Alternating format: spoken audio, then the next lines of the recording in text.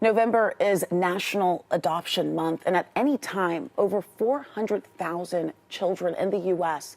are in the foster system. So joining us to talk about that education, that advocacy, and the work that she is doing is a foster mom herself. That's Deborah Olivia Farmer joining us here at 11 to Life. Thank you so much for being here. Thank you so much for having me. I am very excited to have this conversation with you. A very important conversation. It is. For so many people, and we know so many children who still need homes today. Can you talk to us a little bit about your personal story and how you got into this? Absolutely. So I was introduced to the foster care industry back in the late 90s. I was working in local television in Chicago, and at the time, very involved in the community, working with different community service organizations. But I knew I wanted to mentor specifically a little girl. And so I was introduced to a little girl who happened to be in foster care. And so what was to be a one-year assignment of me tutoring her, mentoring her, has now formed into a 30-plus year relationship. And so during that time, I noticed while she was in foster care, she was moved from home to home. And so at that point, that's when it really sparked something in me to know that this was the work that I wanted to do for the rest of my life. And so that's when it began for me in the 90s. And what's the reality like for those children that you're working with to not have that stability, to have to go from home to home? Yeah, and so again, to the point of us, again, she was 9 years old when she came into my life. She's 34 now. And I wanted to make certain that I was a mainstay for her because there's so much inconsistency, not for all children in foster care. So I don't want to paint that narrative that this is the case for all, but for many, the inconsistency of being, placed from home to home. And so for me, again, I just wanted to be in a place to provide stability for her. I absolutely love that. And then you have your own personal adoption story as well with your son. Absolutely. Can you talk to us a little bit about that? Absolutely. So again, of course, having that relationship with her, I knew this was something I always wanted to do.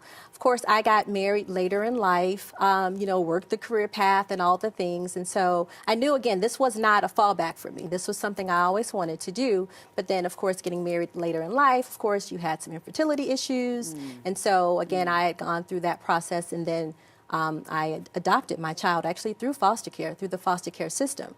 And so part of my advocacy work is to make certain that I'm educating people to move beyond the fear that they might have for this process. Most people don't understand that you can actually adopt a child through foster care, which is the route that I chose to take. And oftentimes when I share with people that this is what I've done, you get the oohs and the ahs, oh my God, I've always wanted to do this, and they don't move forward with the process. And so I just want to be in a position to educate those to move from fears to families. What is the need right now in that space? Because like I was saying at the top, 400,000 children. That's a large number, as we know, right? And so when we look at that number, and I'm specifically clearly advocating for Black women to get into the place that is our natural space of nurturing, right? And move beyond whatever the misconceptions, the myths might be, and move into a place of love. There's so many children that need our support, that need our love. And it's not just about them, it's about you. You get love in return. And so when I look at the numbers, 400,000 children in the system, right? You can look at the breakdown. What is that percentage of African American children that are in the system, right? There's 20% in the system of African American children. And so I think that's just a large number, and we can do something about that. If it's on your heart to be a mother, don't stay in a space of fear. Move into that place where you can get information. Go to an agency and find out how you can become a parent through the foster care system. Children need us. Yes, and need us for life, because as we know, the foster system is not forever. Those kids, when they're 18, correct? Age out of the system. Yeah, and I think that's partly, for me, my biggest concern, because a lot of the children do age out of the system. Then what do you do? Yeah. And for those that might come from two-parent loving homes or single-parent homes, at 18, you're not in a position to be on your own. So imagine if you have the trauma from foster care, and now you're forced to live life on your own at 18. I don't believe that is a fair process. I don't believe that, the system is set up to have them to succeed when they're on their own after all the trauma that they've possibly have gone through.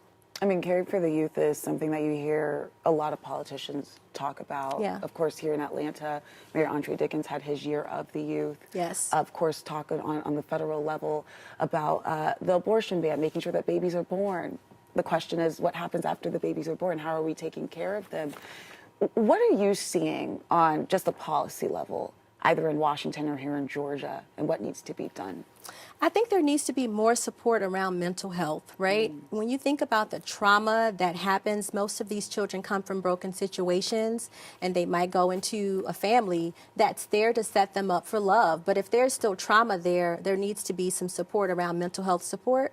And so when I think about, again, even those that might age out, they're not properly getting the mental health treatment that they need so that they can be productive citizens. And so I would love to see policy be more intentional about supporting, children that have aged out of the system, giving families also support that have children so that they can support them properly. And I think that's through mental health support and advocacy work. Yeah. What about that process? You said you go and you speak to people, and they're like, "Oh, I would love to do that." Yeah. Maybe the process is intimidating. Maybe people don't know where to start. What was your process? So for me, again, I did research on the agency that I wanted to foster my child through. So I had to get my foster care license. And after you've gotten your license, then you get calls. You have to go through. It sounds like it's intimidating. But again, if you are a relational person like myself, I formed a relationship with the agency. I was, very intentional about following up with questions because it is a large group of people that you might go through the class with. And so after you've gotten your call, then at that particular time, they place you with the child. And so my child, actually, we got the call a few days after birth. And so that doesn't always happen, right? And so I'm not to say that I was lucky, I was blessed. My child was placed in her home as a newborn. That's not always the case.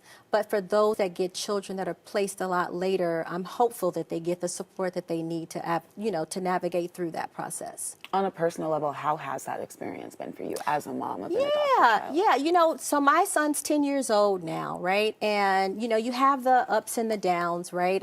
For me, again, he was placed as a newborn, so I'm the only mother that he knows, which is in one take very nice, right? It's great. But then I'm also very open and honest with him, and I share with him his process so there's no lies, right? So that we're making certain that he's well aware that this is nothing to be ashamed of, nothing to whisper about. And so it has been a little challenging because, of course, he's at the age now where he has questions, right?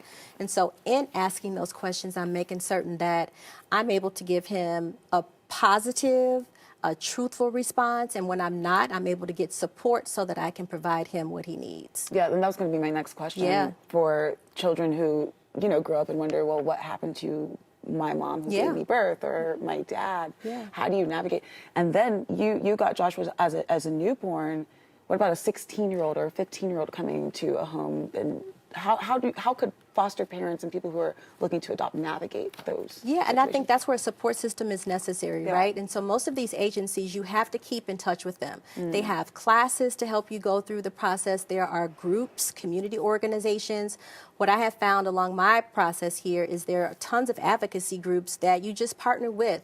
You go to seminars, you do webinars and things of that support. Some of these groups are in person, right? So you're able to, iron sharpens iron. So you're in a position so that if you have questions, someone that's been in the process a lot longer than yourself, they can help and support you through that. And it's really about building a community. This is not charity work, right? I want to make that very clear. This is building of a community. This is legacy work. It's not about your DNA, it's about your destiny. And what are you doing to provide support for those in need?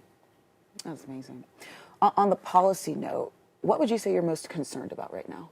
Mental health support. I just believe that when we look at the world that we're living in today, there's a lot happening.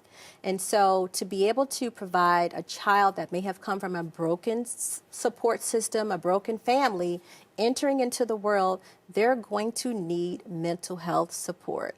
And so I'm hoping that, policy can be intentional about supporting organizations, agencies, community groups, advocacy workers like myself in giving children who have aged out of the system the proper support for their mental, because a lot of it is really stemming from having that capacity to navigate through issues, through problems through life. We as adults, we have problems.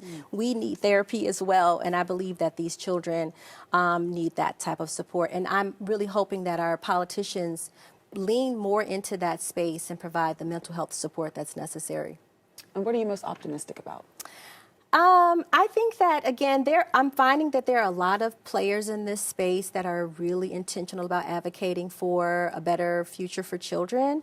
And so I'm really optimistic that, we can continue to keep this message going, continue to support and advocate for not only children, but for others that might be on the fence, so that we can help them get across the finish line. And before we go, in order to help that, you do have a couple books here. Yes. So we have Your Journey with Joshua, and From Fears to Families, Empowering Black Women and Their Foster Care and Adoption Journey. I'll give you that one. Yes. Are these guidebooks to helping people? So this one here is more of a memoir. It just talks to my years of working in television and how I, again, became a parent through the foster care system later in life. And this here is after that particular process. I had so many people that were like, oh my God, this is what I want to do, but they did not move forward. And so I figured that there had to be some sort of barrier in place. And so I thought to put together a toolkit to help them. That's exactly what it is. It's a toolkit to help them with the steps. What are the misconceptions? What's the first thing I need to do is to find an agency. Look, it's all right there. Yeah, it's all here. Deborah, thank you so much for coming in. We truly appreciate it. Want to put that message out there, educate all of Atlanta and beyond. For those of you watching, we will be putting more information about this at 11alive.com and the full interview there as well. Thank you so much. Thank you for having me.